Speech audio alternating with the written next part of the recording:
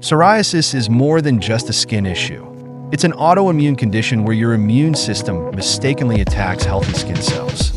Imagine your immune system as a security team that gets confused and thinks your skin is the enemy. This leads to an overproduction of skin cells, renewing every 3 to 4 days instead of the normal 28 to 30. The result? Those itchy, scaly plaques.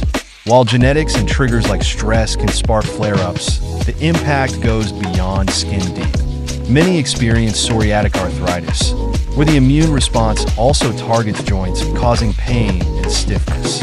Treatments focus on calming this immune overreaction, helping you regain control over your skin and health.